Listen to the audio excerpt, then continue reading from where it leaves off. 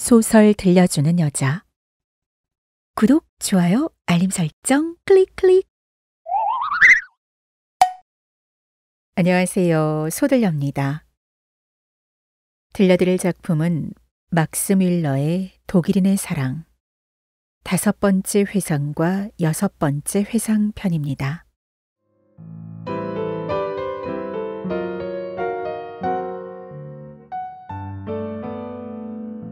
독일인의 사랑, 막스 뮬러.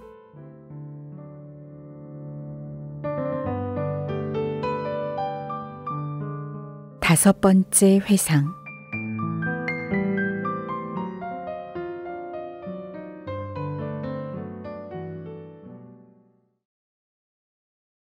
내가 어떤 생각과 감정이 휩싸여 집으로 돌아왔는지를 말하는 것은 쉽지 않다.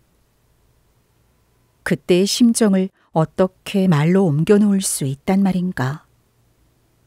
더 없는 기쁨과 슬픔의 순간이 오면 누구나 홀로 연주하는 말 없는 상념이라는 곡이 있다. 그때의 내 느낌은 슬픔도 기쁨도 아니었다. 다만 무엇이라 표현할 수 없는 경이로움이었다. 내 마음속에서는 온갖 상념이 유성처럼 날고 있었다. 하늘에서 땅으로 내려오려 해도 목적지에 이르기 전에 산화하고 마는. 때로는 꿈을 꾸면서도 지금 너는 꿈을 꾸고 있는 거야 라고 자기 자신에게 말하듯이 나는 나 자신에게 이렇게 되뇌고 있었다. 너는 살아있다. 그녀 또한 엄연히 실제한다. 그리고 분별과 냉정함을 되찾으려고 애쓰면서 이렇게 말하기도 했다. 그녀는 사랑을 받을 가치가 있는 사람이다. 보석처럼 귀한 마음을 가진 사람이다. 그러면서도 그녀에게 무한한 연민을 느끼기 시작했고 휴가 기간 동안 그녀와 함께 지내게 될 유쾌한 시간을 머릿속에 그려보았다. 그러나 아니었다.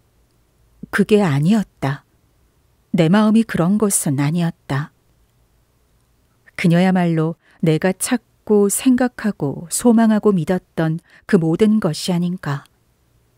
그런데 이곳에 내가 그토록 원하는 한 사람이 맑고 깨끗한 영혼이 실지 않은 것이다.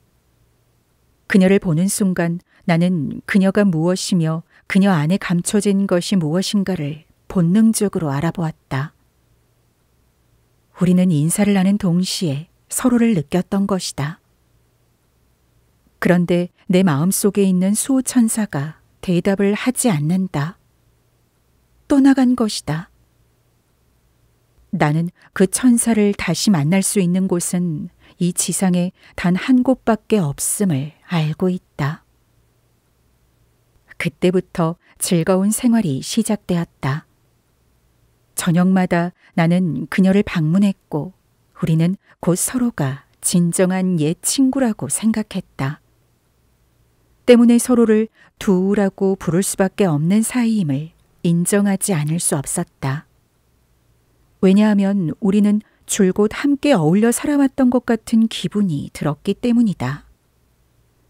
그녀가 마음으로 켜는 현 가운데 내 영혼을 울리지 않는 음이 없었고 내가 어떤 생각을 이야기하면 다정한 눈빛을 띤 그녀가 고개를 끄덕이며 동감의 뜻을 표하지 않는 것이 없었다. 예전에 나는 우리 시대의 거장인 음악가가 그의 누이와 함께 피아노 즉흥곡을 연주하는 것을 들은 적이 있다. 멘델스존은 그의 누이 파니와 함께 피아노 즉흥곡을 연주하곤 했다.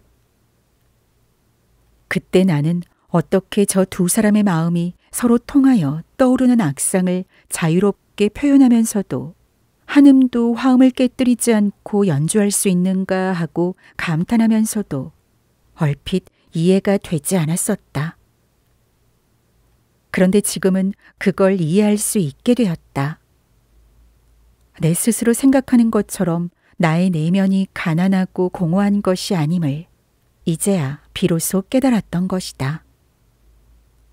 다만 그 모든 씨앗을 싹트게 하고 꽃봉오리를 피게 하기 위해서는 햇빛이 필요하다는 생각을 저버릴 수 없었다.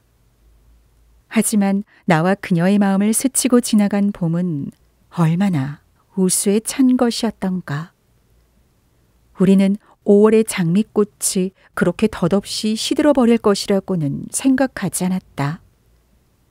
그러나 그 즈음 밤마다 꽃잎이 하나씩 땅에 떨어지고 있다는 경고의 소리를 듣곤 했다.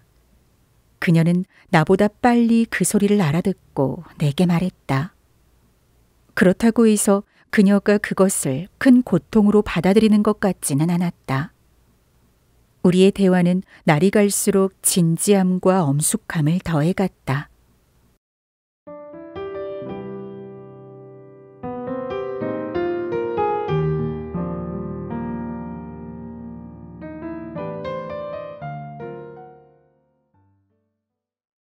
어느 날 저녁, 내가 막 집으로 돌아오려는데 그녀가 말했다. 내가 이렇게 오래 살게 되리라고는 생각도 못했어요. 견진성사 받던 날 당신에게 이 반지를 줄 때는 조만간 세상을 떠날 것이라고 생각했죠. 그런데 이렇게 오래 살면서 아름답고 즐거운 일들을 볼 수 있다니 얼마나 감사한지 모르겠어요. 물론 괴로움도 많았지만 그런 것은 이내 잊어버리고 말아요. 이제 진정으로 작별해야 되는 시간이 가까워졌음을 느끼곤 해요. 그러다 보니 1분 1초가 그렇게 소중하고 안타깝게 여겨질 수가 없어요. 안녕히 가세요. 내일 일찍 오세요. 어느 날 내가 그녀의 방에 들어섰을 때 한 이탈리아 화가가 와 있었다. 그녀는 그 사람과 이탈리아 말로 얘기하는 중이었는데 가만 보니 그 남자는 예술가라기보다는 한낱 기술자였다.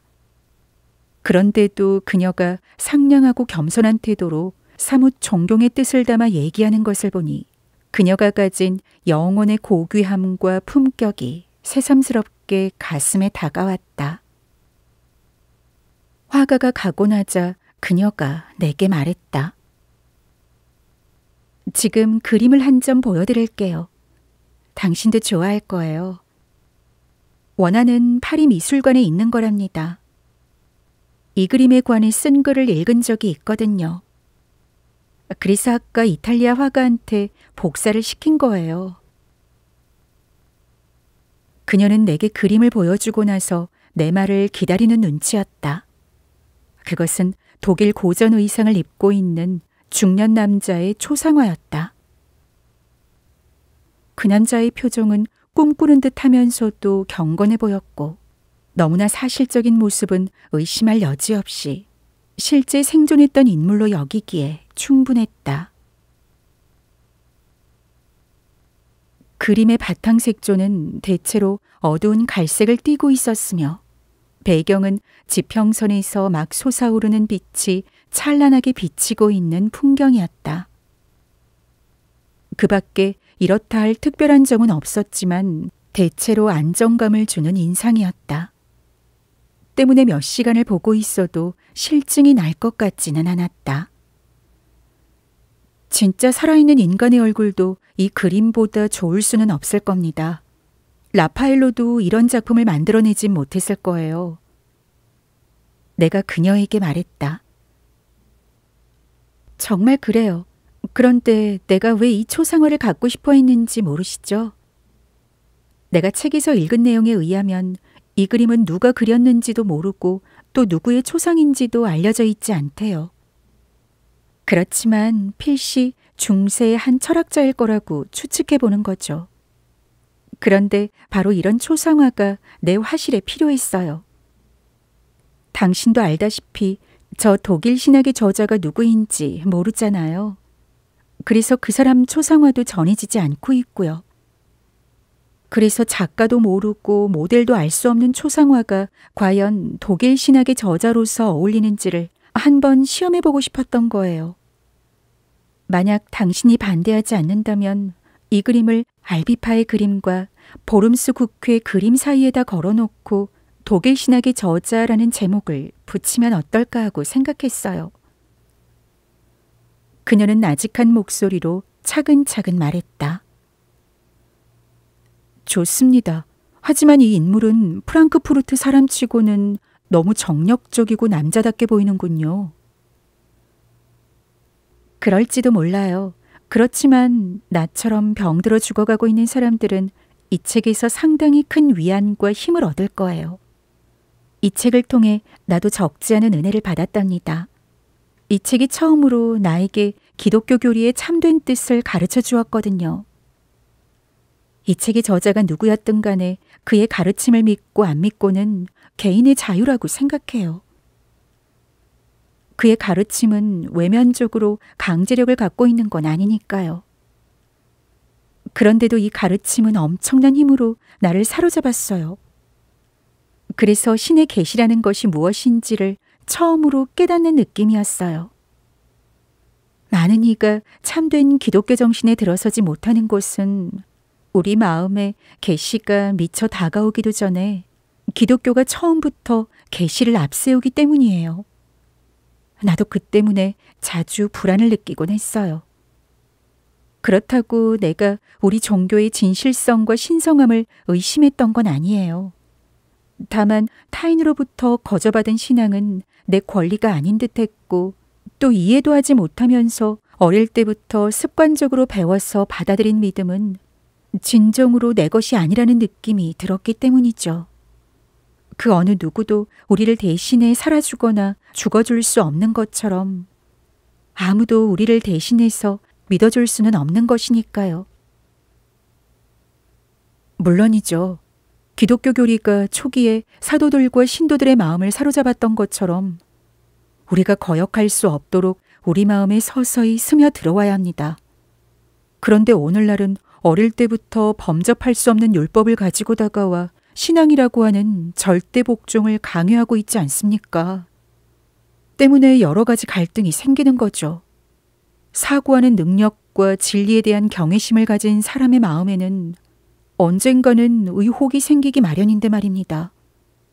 그래서 우리가 신앙을 지키기 위해 애쓰고 있는 동안에도 우리의 마음에는 부지불식간에 의혹과 불신이라는 마음의 괴물이 나타나서 새로운 생명이 펼쳐지는 것을 방해하고 있는 것입니다. 얼마 전에 읽은 어느 영어책에 이런 구절이 있더군요. 진리가 계시로서 나타나는 것이지 계시가 진리를 낳는 것은 아니다. 라는 말이에요. 이 말은 내가 독일 신학을 읽었을 때 가진 느낌이 그대로 표현된 것이에요. 나는 이 신학책을 읽는 동안 책이 말하는 진리의 힘에 압도당하지 않을 수 없었어요. 그래서 그 교리에 귀의하지 않을 수 없었고 믿는다는 게 무엇인지를 분명히 알게 되었어요. 진리는 이미 내 안에 있었어요. 다만 오랫동안 내 안에서 잠자고 있었던 거죠. 그러나 마치 한 줄기 빛처럼 비쳐들어 내 마음의 눈을 뜨게 하고 막연했던 예감을 내 마음 앞에 분명하게 보여준 것은 누군지도 모르는 어느 분의 가르침이었어요. 인간이 믿음을 어떻게 가질 수 있는가를 느끼고 난 후에 나는 복음서를 읽어보려고 결심했습니다. 그건 역시 저자가 누군지 모른다고 간주하고 말이죠. 복음서는 성령에 의해 불가사의한 방법으로 사도들의 마음속에 불어넣어진 영감이며 종교회의에서 비준을 받았고 카톨릭 신앙의 최고 권위로 인정받은 것이라는 등의 생각을 되도록 내 의식에서 몰아내려고 했어요. 그러고 나서야 비로소 난 기독교 신앙이 무엇인지, 기독교 계시가 무엇인지를 이해할 수 있게 되었습니다. 신학자들이 아직까지 모든 종교를 없애버리지 않은 것은 이상한 일이죠. 만약에 신실한 신자들이 정색하면서 이제 그 정도로 그만하시오 라고 말리지 않았다면 그들은 아마 모든 종교를 없애버렸을 겁니다. 어느 교회든 하느님의 일꾼이 필요하죠. 하지만 이 세상의 어떤 종교를 막론하고 목사나 브라만, 샤먼, 불교 승려나 라마승, 바리새인이나 율법학자 같은 무리에 의해 부패하거나 해를 입지 않은 것은 없습니다. 그들은 자기 교구 신자의 10명 중 9명이 이해할 수 없는 말을 들먹이며 언쟁을 일삼습니다. 또한 스스로 복음서를 통해 영감을 받고 그 영감으로 다른 사람을 교화시키는 대신 복음서가 영감을 받은 자들에 의해 쓰인 것이므로 얼마나 진실한 것이냐는 장황한 증거만을 모아서 늘어놓기 일쑤입니다. 하지만 그런 증거라는 것은 그들 자신의 부족한 신앙을 보충하기 위한 궁여지책에 불과한 것이죠. 스스로가 불가사의한 영감을 받아보지 못했는데 복음서를 기록한 사람들이 불가사의한 방식으로 영감을 받았다는 사실을 어떻게 알 수 있겠습니까? 그래서 그들은 영감이라는 하늘의 은총을 초대교회의 장로들한테까지 미치게 하고 심지어는 종교회의 결의에서 다수를 차지한 사람들에게까지 이것을 인정하게 하려는 거죠. 그러나 그렇게 되면 다시금 문제가 제기됩니다. 50명의 주교 가운데 26명은 영감을 받았고 24명은 영감을 받지 않았다는 사실을 우리가 무엇을 근거로 해서 알 수 있겠습니까? 그러자 사람들은 필사적으로 마지막 조처를 취하면서 이런 주장까지 하게 됩니다. 축복의 안수를 받음으로써 교회 고위 성직자들은 오늘날까지도 영감과 무료성을 이어받고 있으며 무료성이나 다수의 원칙, 성령 등은 일체의 내면적 확신이나 헌신, 경건한 신앙상의 직관까지도 필요로 하지 않는다라는 거죠. 그러나 이 모든 연결고리에도 불구하고 최초에 가졌던 의문이 다시 돌아옵니다. 즉, B라는 사람이 A라는 사람만큼 또는 그 이상의 영감을 받지 않은 경우 A가 영감을 받았는지의 여부를 B가 어떻게 알 수 있겠느냐 말이죠. 왜냐하면 자기 자신이 영감을 받았음을 아는 것보다 다른 사람이 영감을 받았음을 아는 것이 더 힘든 일이기 때문입니다. 난 그만큼 깊게 생각한 건 아니지만 어떤 사람이 나를 사랑하고 있는지 아닌지를 아는 것은 참으로 어렵다는 생각을 자주 했어요. 왜냐하면 사랑에는 가짜라는 증거가 없기 때문이죠. 그래서 나는 자기 스스로 사랑을 아는 사람이 아니면 어느 누구도 타인의 사랑을 알 수 없다고 생각하면서 자신의 사랑을 믿는 범위에서만 타인의 사랑도 믿게 되는 것이라고 내 나름대로 정리했어요. 사랑의 은총이 이런 것처럼 성령의 은총도 같은 것이 아닐까요? 성령의 은총을 받은 사람은 하늘에서 심한 바람이 불어오는 것 같은 굉음을 듣고 불꽃과 같은 혀가 갈라져서 각자의 머리에 머무는 것 같은 느낌을 갖는다고 합니다. 그렇지만 당사자가 아닌 사람들은 너무나 놀라서 갈피를 잡지 못하거나 오해를 하면서 이 사람들은 달콤한 술에 취했다고 비웃기 마련입니다.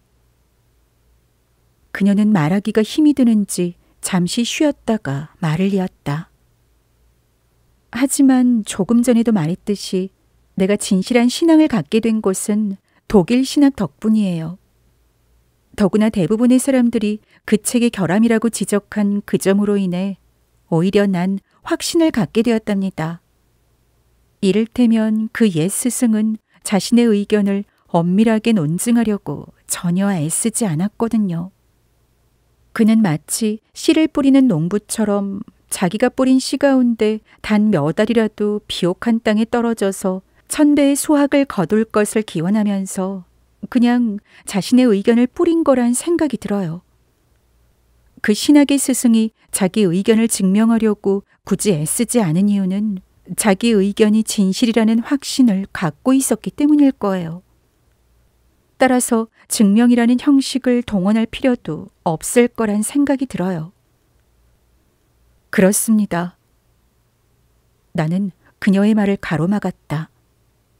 스피노자의 윤리학에 나타난 놀라운 논증의 연쇄가 떠올랐기 때문이다.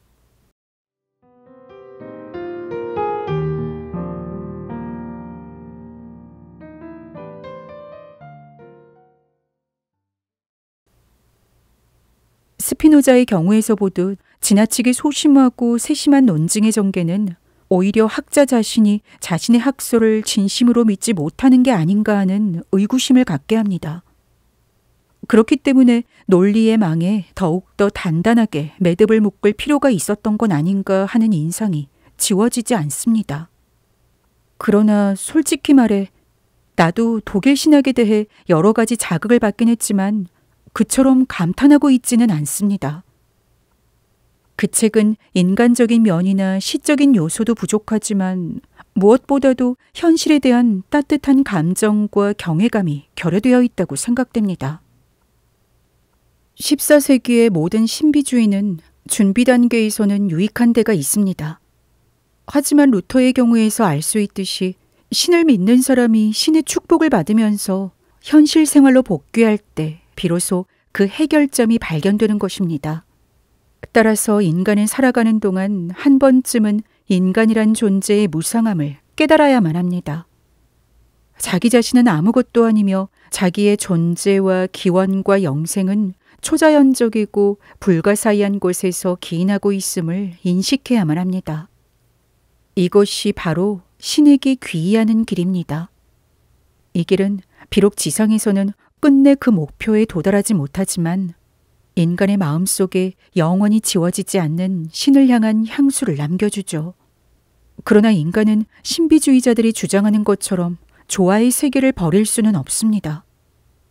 비록 인간 자신이 무에서 만들어졌지만, 즉 오로지 신에 의해서만 창조되었지만 혼자이므로 그 무로 되돌아갈 수는 없는 겁니다. 타울러가 말하는 자아 소멸이라는 것도 불교에서 말하는 열반이나 인멸 이상의 것은 아닙니다.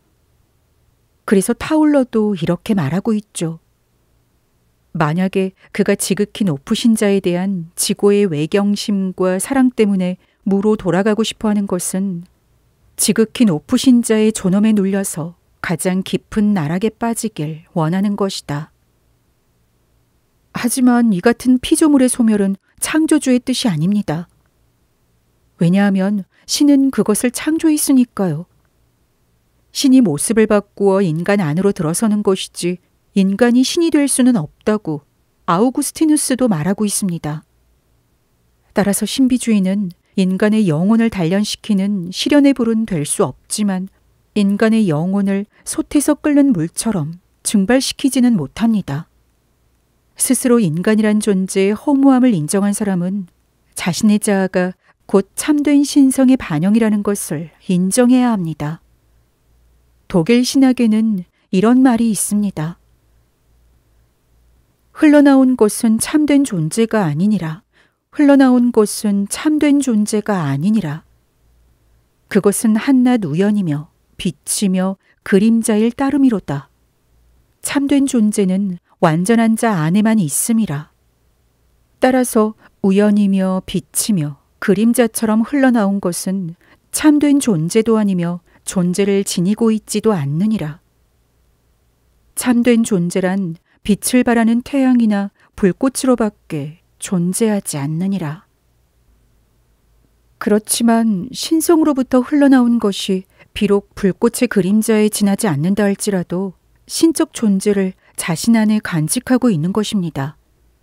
다시 말하면 반사되지 않는 불꽃이나 빛 없는 태양이나 피조물이 없는 창조주 같은 것이 도대체 무슨 가치가 있겠습니까? 이런 문제들을 극명하게 밝혀주는 말이 있습니다.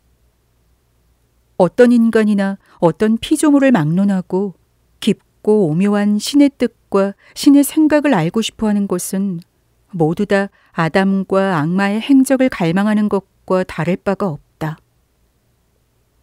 따라서 우리는 스스로를 신성의 형상이라고 느끼고 그렇게 보이도록 하는 것에 만족해야 합니다. 진실로 그렇게 될 때까지 우리를 두루 비춰주는 신성한 빛을 발 아래 놓거나 꺼버려서는 안 됩니다. 그 빛은 주위의 모든 것을 비춰주고 따뜻하게 해주기 위해 한껏 불타오르게 해야 합니다. 그렇게 하면 우리는 혈관 속에 살아있는 불꽃을 느끼고 삶의 투쟁을 위해 보다 높은 축복을 실감하게 됩니다. 아무리 하찮은 의무라도 우리에게 신을 상기시키고 세속적인 것은 신성한 것이 되고 덧없는 것은 영원한 것이 되므로 우리의 전생애가 신의 품속에서 사는 것이 됩니다. 신은 영원한 휴식이 아니라 영원한 생명입니다. 안겔루스 질레지우스는 신에게는 의지가 없다라고 말하지만 그는 이러한 진리를 잊고 있었던 것입니다. 우리는 기도한다. 오 주여, 당신의 뜻대로 하소서라고. 그러나 보라, 신은 뜻을 갖고 있지 않으며 영원한 정적임을. 라는 것을요. 그녀는 내 말에 차분하게 귀를 기울였다. 그리고 잠시 생각에 잠겨 있다가 입을 열었다. 당신의 신앙은 건강하고 힘이 느껴져요. 하지만 세상에는 삶이 지친 나머지 휴식과 잠을 원하는 사람도 있어요. 지금 당장 신에게로 돌아가 영원히 잠든다 해도 이 세상에 아무런 애착이나 미련을 갖지 않을 만큼 너무나 큰 고독에 빠져 있는 사람들도 있답니다. 그들은 항시 지금 당장 신의 품에 영원히 안겨 거룩한 안식을 맞이할지도 모른다는 예감을 갖고 있어요. 그들이 그럴 수 있는 것은 그들에겐 세상에 매인 굴레가 없기 때문이에요. 쉬고 싶다는 생각 말고는 그들의 마음을 동요시킬 만한 어떤 소망이 없기 때문입니다. 휴식은 지고의 선. 만약 신이 휴식이 아니라면 나는 그분 앞에서 차라리 두 눈을 감으리. 아무튼 당신은 독일 신학자의 학설을 잘못 이해하고 있는 것 같아요. 그분은 외면적인 삶의 무상함을 말하곤 있지만 그것이 소멸되기를 바란 것은 아니에요. 28장을 좀 읽어주세요. 내가 책을 들고 읽는 동안 그녀는 두 눈을 감고 귀를 기울이고 있었다. 만약에 진실로 합일이 이루어져 실제하게 된다면 그 합일 가운데서 내적 인간은 활동하지 않고 신은 외적 인간으로 하여금 이쪽에서 저쪽으로, 이승에서 저승으로 움직이게 하시니라. 이는 필연적으로 그렇게 되도록 되어 있고 진실로 그렇게 되어야 하느니라. 그리하여 외적 인간은 진실로 이렇게 말하게 되리라. 존재하는 것과 존재하지 않는 것, 사는 것과 죽는 것, 아는 것과 모르는 것, 행하는 것과 행하지 않는 것, 이런 일체의 것은 저의 뜻이 아니옵니다. 저는 다만 필연적으로 그렇게 되도록 되어 있는 것을 행하거나 감내하면서 받아들일 태세를 갖추고 언제나 순종하며 살아갈 따름이옵니다. 이처럼 외적 인간은 사물의 이치를 따지지 않고 스스로 원하는 바도 없이 다만 영원하신 분의 뜻을 따르려고 하는 것이로다. 진실로 내적 인간은 움직이지 않으며 외적 인간이 움직이도록 정해져 있음은 이미 확인된 사실이기 때문이로다. 만약 내적 인간이 움직이며 왜라고 따지는 경우가 있다면 그건 역시 영원하신 분의 뜻에 의해 정해진 필연이며 의무라고 말할 수밖에 없으리로다. 그리하여 신이 스스로 인간이 되는 경우가 바로 그와 같음이니 이 사실을 우리는 그리스도에게서 볼 수 있도다. 하느님의 빛으로부터 나와 그 빛 안에서 합일이 이루어지면 교만한 마음이나 경솔함, 방자함이 없으며 자유분방한 기질을 볼 수 없게 되리로다. 오직 끝없는 겸허함과 무한히 자신을 낮추는 마음, 정직함과 성실, 평등과 진실, 평화를 사랑하고 만족을 아는 마음처럼 덕성으로 간주될 만한 일체의 것이 자라나게 되느니라. 만약 이러한 덕성이 모두 갖추어지지 않는다면 앞에서 말한 바와 같이 진실된 합일은 아니미로다. 이 세상의 어떤 것도 이 같은 합일을 도와주거나 그것에 관여하지 않음과 같이 그 합의를 교란시키거나 방해하는 것도 없느니라. 왜냐하면 그것에 큰 해를 끼치는 것은 오로지 인간 자신이 내세우는 인간의 뜻뿐이기 때문이로다. 이 점을 명심할지라. 이제 그만 됐어요. 이로써 우리는 서로 이해할 수 있다고 생각해요. 얼굴도 모르는 저 미지의 선생님은 책의 다른 대목에서 좀 더 분명히 말하고 있어요. 즉, 어떤 인간도 죽음을 앞두고 동요하지 않을 수는 없다고요. 그리고 아무리 신화된 인간이라도 자발적으로는 아무것도 행하지 않으며 오직 신의 뜻대로만 움직인다고요. 인간은 신의 손 또는 신이 거하는 궁전과 같은 것이라고도 했어요. 하지만 신에 사로잡힌 인간은 자신의 상태를 잘 알면서도 그것을 입 밖에 내어 말하진 않습니다. 마치 사랑의 비밀을 간직한 것처럼 신 안에서 자신의 삶을 지켜가죠. 난 가끔 나 자신이 저 창밖으로 보이는 백약나무 같다는 생각이 들 때가 있어요. 저 나무는 저녁이 되면 잠잠해져서 잎사귀 하나도 흔들리지 않아요. 그러다 아침이 되어 바람이 불면 잎사귀들이 마구 흔들리죠. 하지만 큰 줄기와 가지는 역시 가만히 서 있습니다. 그러다가 가을이 오면 흔들리던 모든 잎사귀가 떨어져 시들어버립니다. 그래도 큰 줄기만은 의연히 서서 봄이 오기를 기다리지 않을까요?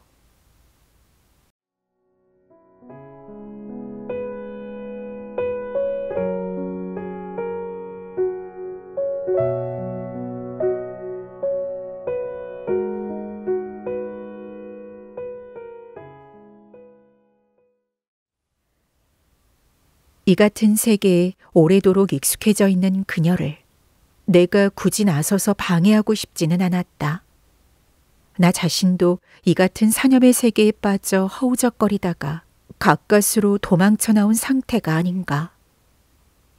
뿐만 아니라 우리에게 주어진 이토록 많은 고뇌 가운데 도저히 떼어낼 수 없이 그녀 안에 견고하게 자리 잡고 있는 몫이 올바른 선택인지도 모를 일이기 때문이다. 이와 같이 매일 밤마다 우리에게는 새로운 화제가 등장했고 그런 밤이 거듭될수록 헤아릴 수 없는 마음을 지닌 이 여인을 읽어내는 내 눈도 점점 떠졌다. 그녀는 나에게 아무런 비밀도 갖고 있지 않았다. 그녀는 자신이 생각한 일, 느낀 것을 있는 그대로 이야기했다. 그녀가 이야기하는 모든 것은 몇 년 동안 마음속에서 키워왔기 때문인지 성숙된 느낌을 주기에 충분했다. 그녀는 마치 한아름 따모은 꽃을 머뭇거림 없이 잔디 위에 흩뿌리는 아이처럼 자신이 간직한 생각을 남김없이 쏟아냈다. 하지만 나는 그녀처럼 스스럼 없이 내 마음을 열어보일 수가 없었다. 그것이 내 마음을 한없이 무겁게 누르면서 끊임없이 괴롭혔다. 자기의 속마음을 숨겨야 하는 것이 이 사회가 우리에게 요구하는 것이 아닌가. 관습이니 예의니 체면이니 현명함이니 처세술이니 하는 등의 이름을 붙여 우리에게 끊임없는 광대 노름을 요구하며 우리 삶 전체를 일종의 가장무도회로 만들어버리지 않았는가. 하지만 이런 광대 노름에 익숙해져 있으면서도 진실하고 솔직한 인간 본연의 태도를 되찾기 위해 애쓰는 사람이 몇이나 되겠는가. 심지어는 사랑에 있어서조차도 솔직하게 말하거나 묵묵히 침묵하지 못하고 유명한 19절을 동원하여 표출하거나 한숨 짓는 식으로 아첨하면서 과장되게 행동을 한다. 있는 그대로 받아들이고 서로를 직시하며 헌신할 줄을 모르는 것이다. 나도 그럴 수만 있다면 당신은 내 마음을 모릅니다 라고 그녀에게 솔직하게 털어놓고 싶었다. 하지만 내 마음을 표현할 적당한 말이 떠오르지 않았다. 그래서 집으로 돌아오기 전에 최근에 갖게 된 매슈 아널드의 시집을 그녀한테 건네면서 묻힌 생명이라는 시를 읽어보라고 권했다. 이것은 나의 고백이었다. 이어서 나는 그녀의 침대 앞에 꿇어앉아 안녕히 주무세요라고 말했다. 그녀도 안녕히 가세요라고 대답하며 한쪽 손을 내 머리에 올려놓았다. 그러자 마치 전류가 흐르는 듯한 전율이 온몸에 느껴지면서 어린 시절의 꿈들이 내 마음속에서 파닥이며 날아오르는 듯 했다. 어린 시절의 꿈들이 내 마음속에서 파닥이며 날아오르는 듯 했다. 나는 그 자리를 바로 떠나지 못한 채 깊고 신비한 그녀의 눈을 그윽하게 바라보면서 그녀의 마음속 평화가 그림자처럼 내 마음을 감싸기를 기다렸다. 한참을 그렇게 바라보다가 말없이 집으로 돌아왔다. 그날 밤 나는 백약나무 꿈을 꾸었다. 바람이 몹시 심하게 불고 있는데도 가지에 붙어있는 나뭇잎은 조금도 흔들림이 없었다.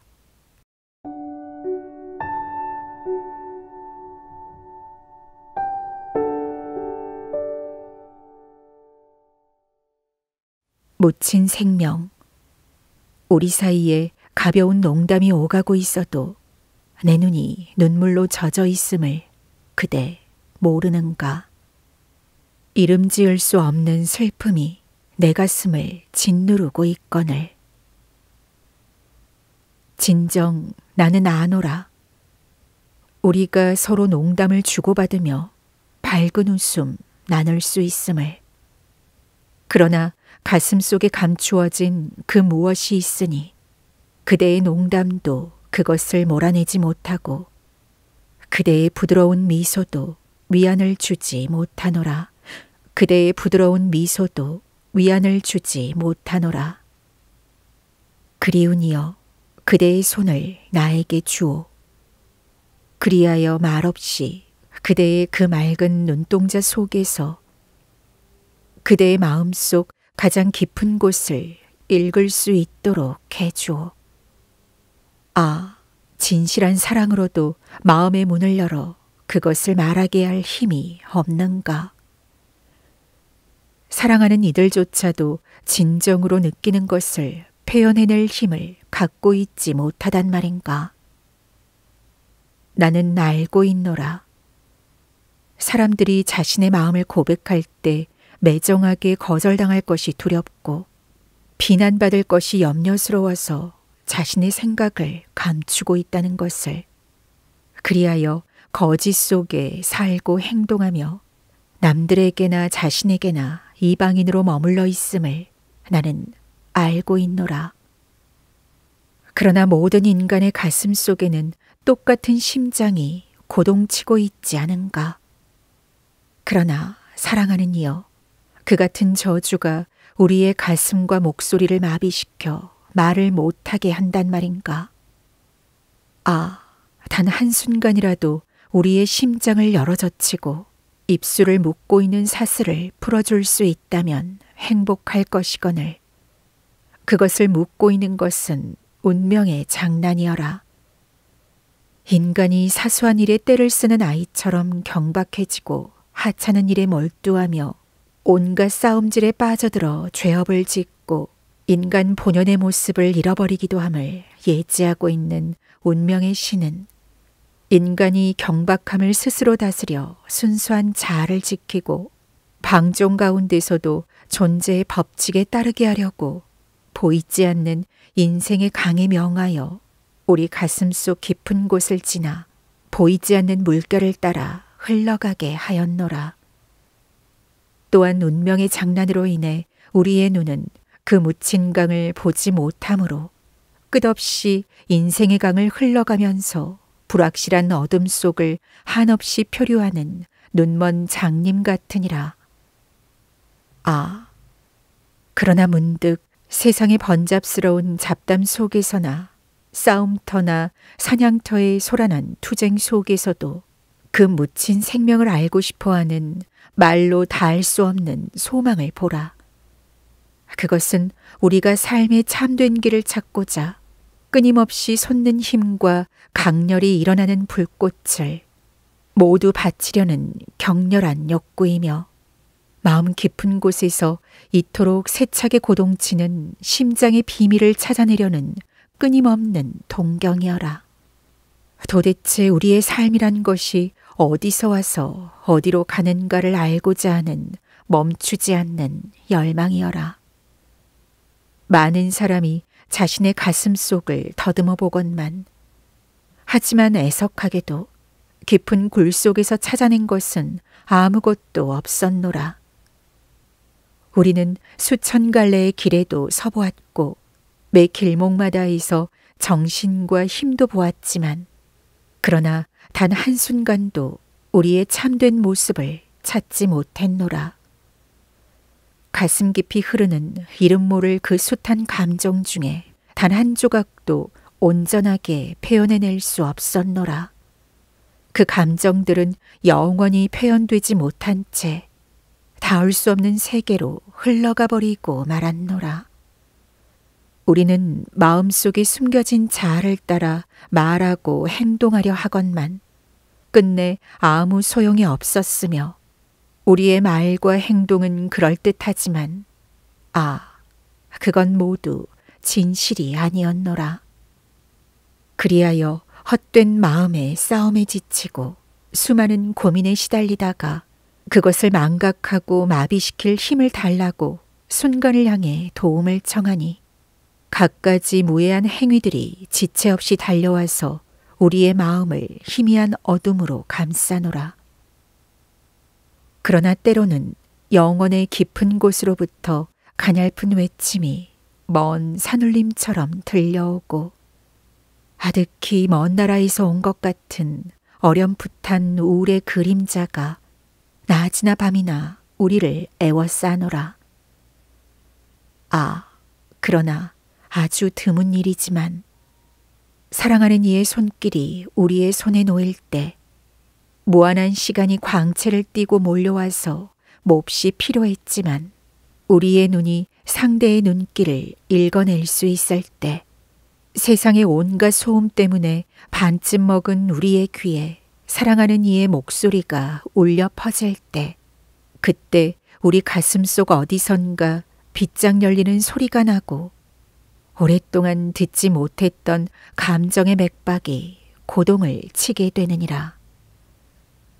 눈이 내면을 바라보고 가슴이 평온해지면 가슴 속에서 꿈틀거리는 것은 우리의 말이 되고, 진실로 원하는 건 우리의 의식이 되노라. 이제 굽이치는 인생의 강이 우리 앞에 누웠으니 강물의 속삭임이 귀에 들리고 강 위를 부는 가벼운 바람이 볼을 어루만지노라. 강가의 향기로운 초원과 들판에 핀 갖은 꽃과 태양, 그 모든 것이 인간의 눈앞에 있노라. 헛되이 스쳐 지나가는 그림자를 끊임없이 찾아 헤맸으나 마침내 고요한 휴식이 찾아왔노라.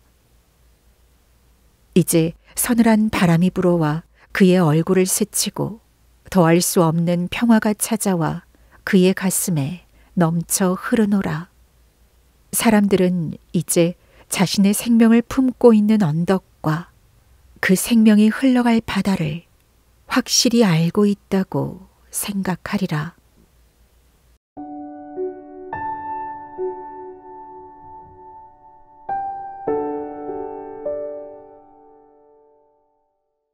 여섯 번째 회상. 다음 날 아침 일찍 내 방문을 두드리는 소리가 나더니 궁중의 시인 나이 지긋한 의사가 들어왔다. 그는 작은 우리 도시 주민 모두의 친구이며 정신과 육체를 돌봐주는 상담 선생님이었다. 그는 2대에 걸쳐 주민들의 생장을 지켜봐왔다. 출산할 때 그가 받아주었던 아이들이 어느새 아버지가 되고 어머니가 되었지만 그는 사람들 모두를 자기 자식처럼 여겼다. 그는 아직도 독신이었는데 고령에도 불구하고 정정할 뿐 아니라 미남이라고 부를 만한 풍채를 지니고 있었다.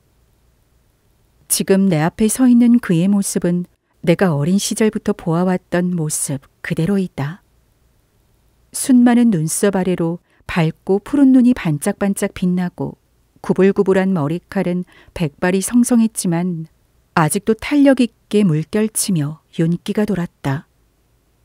또한 은장식이 달린 구두와 흰 양말, 항상 똑같은 것을 입었지만 언제 봐도 새 것처럼 보이는 갈색 윗도리 등을 나는 잊을 수 없다.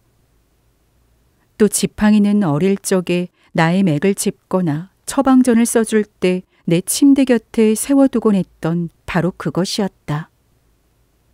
나는 병치레가 잦았지만 이 의사에 대한 믿음 덕분인지 곧바로 회복되곤 했다. 그가 나를 낫게 해주리라는 점을 나는 한 번도 의심한 적이 없었다. 내 몸이 아플 때마다 어머니는 의사를 불러야 되겠다고 하셨는데 그건 마치 해진 바지를 수선하기 위해서 양복장이를 찾아가는 것과 다름없는 일이었다. 나는 약을 먹기만 해도 당장 나을 것 같은 느낌이 들곤 했다. 의사는 방 안에 들어서면서 그간 어떻게 지냈나 하고 입을 열었다. 얼굴색이 별로 좋지 않군. 공부도 너무 과하게 하면 안 되네.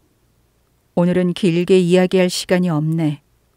내가 자네를 찾아온 용건은 앞으로 다시는 백작의 영양인 마리아에게 가지 말아달라는 부탁을 하기 위해서라네. 난 어젯밤 내내 마리아 곁에 있었는데 그건 자네 때문이야. 그러니까 그분을 소중하게 생각한다면 다시는 방문하지 말아주게. 될 수 있는 대로 빨리 마리아를 시골로 가게 해야 되겠어. 자네도 얼마 동안 여행이라도 하는 게 좋지 않겠나. 자, 그럼 잘 있게. 그리고 내 말을 꼭 명심해주게. 이렇게 말한 후 그는 내 손을 꼭 잡으며 마치 내게서 다짐을 받아내려는 듯 다정한 눈빛으로 내 눈을 그윽하게 바라보았다. 그러고 나서 어린 환자들을 돌보기 위해 방을 나섰다. 타인이 갑자기 내 마음속 비밀 한가운데로 이토록 깊이 들어왔다는 사실뿐만 아니라 나 자신도 모르던 일을 알고 있는 데 대해 얼마나 놀랐던지 나는 한동안 멍해 있었다. 내가 정신을 가다듬었을 때는 이미 그는 큰 길 쪽으로 가고 난 다음이었다. 그러나 곧 내 가슴은 마치 오랫동안 불 위에 얹어놓았던 물처럼 처음에는 조용히 움직이더니 갑자기 끓기 시작하다가 마침내 부글부글 넘치려고 했다. 그녀를 다시 만나면 안 된다니. 난 그녀 곁에 있을 때만 진정으로 살아있음을 느낀다. 나는 한마디도 말을 건네지 않을 것이다. 그냥 창가에 서 있기만 할 것이다. 그녀가 잠들어 꿈을 꾸는 동안. 그런데 그녀를 만나면 안 된다고? 작별 인사조차 하지 않았는데. 그녀는 알지 못한다. 내가 자기를 사랑한다는 사실을. 알 까닭이 없다. 아, 나도 그녀를 사랑하지 않는다. 난 그녀에게 아무것도 바라는 것이 없지 않은가. 나는 그녀를 탐하지 않는다. 아무것도 원치 않는다. 그녀 곁에 있으면 내 심장은 평온하게 뛰지 못한다. 하지만 나는 그녀 가까이 있지 않으면 견딜 수가 없다. 그녀의 맑은 영혼을 호흡하지 않고는 숨이 막혀 죽을 것만 같다. 그녀에게 가야만 한다. 그녀 또한 나를 기다리고 있을 것이다. 운명은 아무런 목적도 없이 우리 둘을 만나게 한 것일까? 내가 그녀에게 위안을 주고 그녀가 내 안식처가 되어선 안 된단 말인가? 인생이란 유희가 아니지 않은가? 두 영혼의 만남이란 것이 소용돌이치는 열풍에 의해 모였다가 다시 흩날리는 저 사막의 모래알처럼 그렇게 가벼운 건 아니지 않은가? 행운의 신이 마주치게 해준 영혼을 우리는 놓치지 말아야 한다. 왜냐하면 그 영혼은 진실로 운명적인 존재이니까. 만약에 그것을 위해 살고 싸우며 죽을 만한 용기가 있다면 어떠한 힘도 그들을 갈라놓지 못할 것이다. 오래도록 나무 그늘 밑에 서서 사랑하는 이를 그리워하며 행복한 꿈을 키워오다가 나무 위로 천둥이 내리쳤다 해서 바로 떠나가는 것처럼 내가 그녀에 대한 사랑을 포기한다면 그녀는 나를 경멸할 것이 분명하다. 그때 갑자기 내 마음속이 가라앉는 듯 하더니 오직 그녀에 대한 사랑이라는 말만이 귓가에 맴돌았다. 그 말이 내 마음 온 구석구석에 산울림처럼 울려 퍼져 나 자신도 흠칫 놀랄 정도였다. 그녀에 대한 사랑, 그녀를 사랑한다는 것이 나에게 어울리기나 한 일인가? 그녀는 내 마음을 모른다. 혹여 그녀가 나를 사랑하는 일이 있다 하더라도 천사의 사랑을 받을 만한 자격이 나에게 없음을 그녀에게 고백해야 하지 않을까? 지금 내 마음속에서 꿈틀거리는 온갖 생각과 희망은 푸른 하늘로 날아오르려다 자신을 둘러싸고 있는 세상을 깨닫고만 새처럼 무참하게 주저앉고 말았다. 하지만 모든 행복이 이토록 가까이 있는데 어째서 내 손이 닿지 않는 것일까? 신은 기적을 내릴 수 없는 것일까? 신은 매일 아침마다 기적을 내리고 있지 않은가? 내가 온전한 믿음으로 그에게 의지하며 간절히 간구하면 신은 내 기도를 종종 들어주시지 않았는가? 우리가 원하는 것은 이 세상의 보배가 아니다. 우리는 다만 서로를 발견하고 알아본 두 영혼이 손을 잡고 마주보면서 이 지상의 짧은 여행을 함께 할 수 있도록 허락해 달라는 것뿐이다. 그래서 목적지에 도달할 때까지 그녀가 힘들어하면 내가 의지가 되어주고 그녀는 내게 위안을 주며 서로를 배려하는 관계로 머물기를 원할 뿐이다. 그리하여 만약 그녀의 삶에 또 한 번의 봄이 약속된다면, 그래서 그녀의 고통이 덜어지게 된다면, 오, 얼마나 아름답고 행복한 전경이 내 눈앞에 펼쳐질 것인가. 돌아가신 그녀의 어머니는 그녀에게 티롤에 있는 성취를 남기셨다. 푸른 산과 신선한 공기, 건강하고 소박한 마을 사람들이 있는 그곳에서 산다면 세상의 온갖 번잡함과 괴로움에서 벗어날 수 있을까? 시기하는 자와 비난하는 사람이 없는 그곳에서 산다면 우리는 평안한 마음으로 삶을 예찬하며 행복한 황혼을 맞이할 수 있을까? 저녁 노을처럼 말없이 사라질 수 있을까? 그때 나는 반짝반짝 빛나는 물결로 가득한 검푸른 호수를 보았고 그 안에 비친 눈 덮인 먼 산의 투명한 그림자를 보았다. 이윽고 내 귀에는 양떼의 방울소리와 목동들의 노랫소리가 들려왔다. 또 총을 맨 포수들이 산을 넘어가고 있는 모습과 저녁이면 마을에 모여있는 노인들과 젊은이들을 보았다. 그리고 그녀는 가는 곳마다 평화의 천사처럼 축복을 뿌리며 지나갔다. 나는 그녀의 친구요 안내자였다. 역시 넌 바보야. 라고 나는 소리쳤다. 넌 지금 몹시 흥분하고 있으며 감상에 젖어 있구나. 정신 차려. 네가 누구인지 그녀에게서 얼마나 멀리 떨어져 있는지를 생각해봐. 이때 갑자기 그녀의 모습이 내 눈앞에 생생하게 나타났다. 그녀는 기억 속의 상이 아니라 하나의 환상처럼 내 앞에 서 있었다. 그리고 나는 처음으로 그녀가 얼마나 아름다운가를 깨달았다. 그것은 예쁜 소녀의 아름다움처럼 첫눈에 우리를 현혹시키다가 얼마 지나지 않아 봄꽃처럼 바람에 흩날려 없어지는 그런 빛깔이나 형태의 아름다움이 아니었다. 그 아름다움은 그녀가 가진 모든 것의 조화에서 비롯된 것이었다. 그것은 동작 하나하나에서 나오는 진실이며 정신화된 또 다른 표정이었다. 육체와 정신이 완전히 융합된 아름다움은 그것을 바라보는 사람들을 더없이 행복하게 한다. 자연이 아낌없이 나누어주는 아름다움은 그것을 받는 인간이 노력하여 쟁취하지 않으면 완전히 자기 것이 될 수 없으므로 이를 극복하지 못할 경우에는 만족감을 주지 못한다. 이를테면 여배우가 여왕 차림을 하고 무대에 나타났는데 그녀에게 어울리지 않을 뿐 아니라 걸음을 옮길 때마다 의상이 걸리적거려서 완전히 소화하지 못한 것이 눈에 띄면 그 아름다움이 도리어 방해가 되기도 한다. 참된 아름다움이란 우아함이며 우아함은 모든 압박과 육체적, 세속적인 것이 정신화된 모습을 보여준다.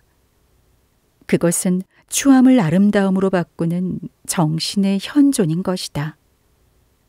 그렇게 내 앞에 서 있는 환상을 보면 볼수록 그 모습 전체에서 내뿜는 고귀한 아름다움과 온몸에 스며있는 정신의 깊이가 느껴졌다. 오, 하늘이 내려준 이 큰 축복이 바로 내 곁에 있단 말인가. 그러나 이 모든 것은 지상에서 누릴 수 있는 행복의 절정을 나에게 보여주고 나서 나를 인생의 넓은 사막으로 영원히 내팽개치는 과정에 불과했던 것이다. 오, 차라리 이 땅에 보물이 감추어져 있음을 몰랐더라면 좋았을 것을. 한 번의 사랑이 찾아온 뒤에 영원히 고독해져야 한단 말인가. 한 번 빛을 보고 난 뒤에 영원히 눈먼 장님이 되어야 한단 말인가.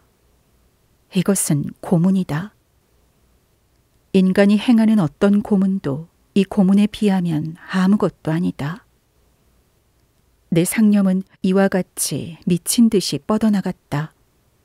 그러다가 마침내 모든 것이 잠잠해졌고 소용돌이치던 갖가지 상념들도 차츰 가라앉아 차분해졌다. 사람들은 이렇게 차분하고 망연한 상태를 명상이라고 부르는지도 모른다. 하지만 그것은 마음의 상태를 들여다보는 관찰과 같은 것이다. 온갖 상념들을 마음 가는 대로 뒤섞은 다음 여기에다 시간을 더하면 그것들은 영원한 법칙에 따라 자연히 결정체를 형성한다. 이 같은 과정을 화학자처럼 관찰해보면 여러 요소가 융합해 하나의 형태를 만들어감을 알 수 있다. 그런데 그것들이 예측했던 것과는 전혀 다른 별개의 물체가 되어 있는 것을 보고 우리는 기이하다는 생각을 하며 놀라기 마련이다. 그것은 우리 자신도 마찬가지인 것이다. 내가 이처럼 망연한 상태에 있다가 눈을 뜨면서 입 밖에 낸 첫 마디는 여행을 떠나자는 것이었다. 그와 동시에 나는 책상 앞에 앉아 2주일 동안 여행을 할 테니까 잘 부탁한다는 내용의 편지를 시이에게 썼다. 그러고는 부모님께 핑계댈 적당한 구실을 생각해냈다. 그날 저녁 때 나는 티로를 향해 출발했다.